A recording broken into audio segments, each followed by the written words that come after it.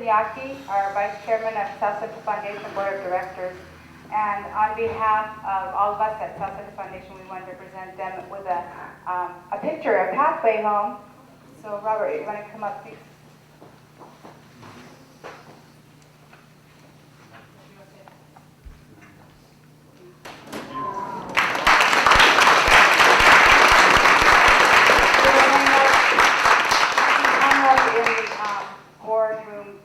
South Central Foundation Board of Directors from.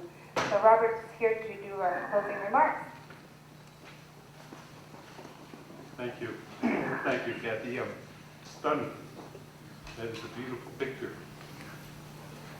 I do want to thank the senator. How many of you saw Sunday's paper? Did you see that picture of the senator when he was a very young man? And what it said in the caption was his devotion to Alaska Native people.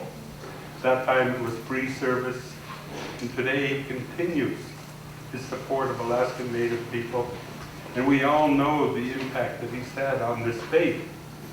So I'm sorry he's not here, but I wanted to thank him on behalf of the South Central Foundation and the Board of Directors. I also wanted to thank Carl for his continuing support of the projects that South Central Foundation gets into. And believe me, some of them are things we get into.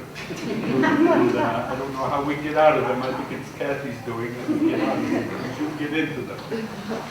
I want to thank Don and his staff for being here, Paul Ferry, the Tribal Consortium, and sharing this moment with us. And we think it's a very special time. I did want to thank Mr. Bennett for his services this afternoon, a very important part of this opening. I also wanted to thank Chris Jackson for giving us some thought when he had completed that totem pole. It's a very special time for us. I also did not want to leave, and I was glad that Eileen mentioned it, that the Russian Jack Community Council and the understanding that they demonstrated to South Central Foundation and their willingness to risk building a facility like this and helping us to complete the task at the beginning. We still have a long way to go. If you've watched the ceremonies today, you'll notice that a lot of the things that we do is around youth. We think that the best prevention that we can get into is in the Head Start area. And if you watch those little people, we call them, that are dancing out there, that's our opportunity to teach them the healthy way to life. And so we think that if we start at that age, we'll have healthy young people that will grow up and become useful members of the community. If you also notice, you saw a lot of young people walking around here. Some of them are sitting back here.